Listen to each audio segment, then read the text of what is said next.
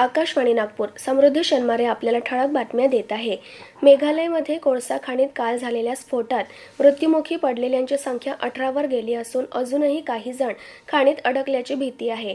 खाणकामासाठी केल्या जाणाऱ्या शक्तिशाली स्फोटांमुळे बोगदा कोसळल्यानं ही दुर्घटना घडली असावी असा प्राथमिक अंदाज आहे. स्फोटाच्या तीव्रतेमुळे खाणीजवळच्या इमारती कोसळल्यानं बचाव कार्यात अडथळा येत असल्याचं स्थानिक सूत्रांनी सांगितलं. भारत आणि युरोपीय संघादरम्यान झालेला मुक्त व्यापार करार हा दोन्ही बाजूंसाठी एक मैलाचा दगड आहे, असं प्रतिपादन परराष्ट्र व्यवहार मंत्री डॉ. एस. जयशंकर यांनी आज केलं. नवी दिल्ली इथं भारत-युरोपीय संघ मंचाच्या उद्घाटन सत्रात ते बोलत होते.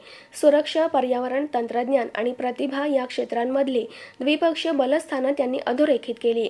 महावितरणच्या नागपूर परिमंडलाअंतर्गत येणाऱ्या सिव्हिल लाईन्स विभागातील 4 महत्त्वाच्या 33/11 kV उपकेंद्रांना त्यांच्या उत्कृष्ट व्यवस्थापन, तांत्रिक अचूकता आणि दर्जेदार ग्राहक सेवेसाठी आंतरराष्ट्रीय स्तरावरील ISO 9001-2015 हे प्रमाणपत्र देऊन सन्मानित करण्यात आलं आहे. कवी सुनीता झाडे यांच्या द सेकंड सोच या हिंदी कविता संग्रहावर उद्या शनिवार दिनांक 7 फेब्रुवारी रोजी सायंकाळी 5:30 वाजता रामदास पेठ येथील राष्ट्रभाषा भवन येथे विशेष परिसंवादाचं आयोजन करण्यात आलं आहे. या परिसंवादाच्या अध्यक्षस्थानी ज्येष्ठ साहित्यिक डॉ. श्रीपाद भालचंद्र जोशी असतील.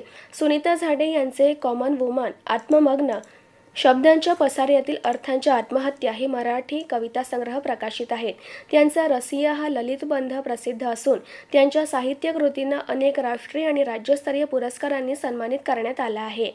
उमेद महाराष्ट्र राज्य ग्रामीण जीवनोन्नती अभियान अंतर्गत दारिद्र्य रेषेखालील कुटुंबाचे जीवनमान उंचावणं आणि त्यांना रोजगाराचं साधन उपलब्ध व्हावं या उद्देशानं स्वयंसहाय्यता गटांनी उत्पादित केलेल्या मालाचे विक्री आणि प्रदर्शनी दिनांक 11 फेब्रुवारी ते 14 फेब्रुवारी या कालावधीत दसरा मैदान, शास्त्री चौक, वरठी रोड, भंडारा येथे आयोजित करण्यात आला आहे.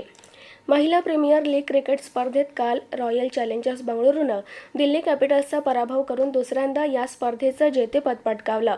गुजरातमधल्या वडोदरा इथं झालेल्या या सामन्यात प्रथम फलंदाजी करताना दिल्ली कॅपिटल्सनं निर्धारित 20 षटकांत 4 बाद 203 धावा केल्या. रॉयल चॅलेंजर्सनं 204 धावांचं लक्ष्य 19 षटकं आणि 4 चेंडूंमध्ये 4 खेळाडूंच्या मोबदल्यात पूर्ण केलं. स्मृती मंधानाला सामनावीर तर गुजरात जायंट्सच्या सोफी डिव्हाइनला मालिकावीर म्हणून घोषित करण्यात आलं. याबरोबरच ठळक बातमीपत्र संपलं. या पुढील ठळक बातमीपत्र रात्री 8:42 प्रसारित होईल. नमस्कार.